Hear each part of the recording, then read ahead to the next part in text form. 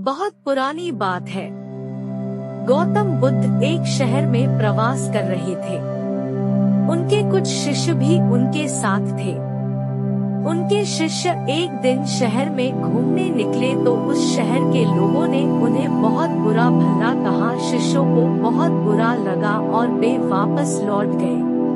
गौतम बुद्ध ने जब देखा कि उनके सभी शिष्य बहुत क्रोध में दिख रहे हैं, तो उन्होंने पूछा, क्या बात है, आप सभी इतने तनाव में क्यों दिख रहे हैं?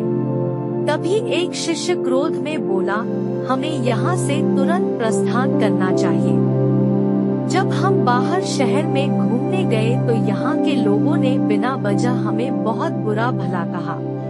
जहाँ हमारा सम्मान न हो वहाँ हमें एक पल भी नहीं रहना चाहिए। यहाँ के लोग सिर्फ दुर्व्यवहार के सिवा कुछ जानते ही नहीं हैं। गौतम बुद्ध ने मुस्कुराकर कहा, क्या किसी और जगह पर तुम सद्व्यवहार की अपेक्षा रखते हो? दूसरा शिष्य बोला, इस शहर से तो भले लोग ही होंगे। तब गौतम बुद्ध बोले, किसी जगह को सिर्फ इसलिए छोड़ देना गलत होगा कि वहाँ के लोग दुर्व्यवहार करते हैं। हम तो संत हैं। हमें तो कुछ ऐसा करना चाहिए कि जिस स्थान पर भी जाए, उस स्थान को तब तक न छोड़े जब तक अपनी अच्छाइयों से वहाँ के लोगों को सुधार न दे। हम जिस भी स्थान पर जाएं, वहाँ के लोगों का कुछ न कुछ भला करके ही वापस लौटे। हमारे अच्छे व्यवहार के बाद वह कब तक बुरा व्यवहार करेंगे? आखिर में उन्हें सुधरना ही होगा। वास्तविकता में संतों का कार्य तो ऐसे लोगों को सुधारना ही होता है।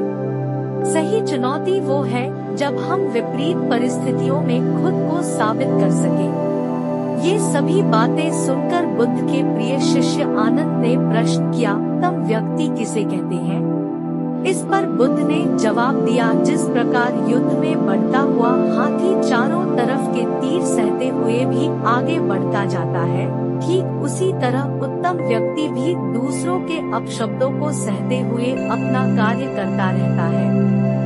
खुद को वश में करने वाले प्राणी से उत्तम कोई और नहीं हो सकता। गौतम बुद्ध की बात शिष्यों को अच्छी तरह से समझ में आ गई और उन्होंने वहां से जाने का इरादा त्याग दिया।